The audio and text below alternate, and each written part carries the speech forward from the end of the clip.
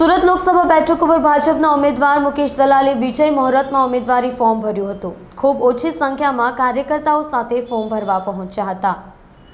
સુરત લોકસભા બેઠક ઉપર ભાજપના ઉમેદવાર મુકેશ દલાલે પદયાત્રા યોજીને વાજતે ગાજતે પોતાનું ઉમેદવારી પત્ર જિલ્લા કલેક્ટર સમક્ષ ભર્યું હતું।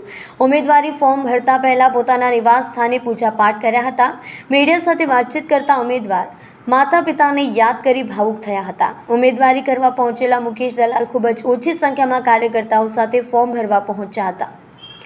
मुकेश दलाले कह्युं के लोकसभानी चूंटणी माटे विधिवत रीते फॉर्म भरवा जई रह्यो छुं।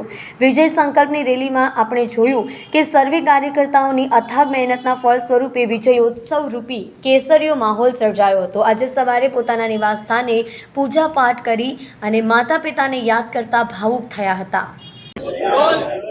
मैं Bharatiya Janata party parliamentary board, हमारे आदरणीय प्रधानमंत्री श्री नरेंद्र भाई मोदी साहब, श्री अमित भाई शाह साहब, श्री जेपी नड्डा साहब, हमारे प्रदेश के अध्यक्ष आदरणीय श्री CR पाटिल साहब और हमारे मुख्यमंत्री श्री भूपेंद्र भाई पटेल साहब का मैं शुक्रिया अदा करता हूँ कि इन्होंने मुझ पर विश्वास रखा है।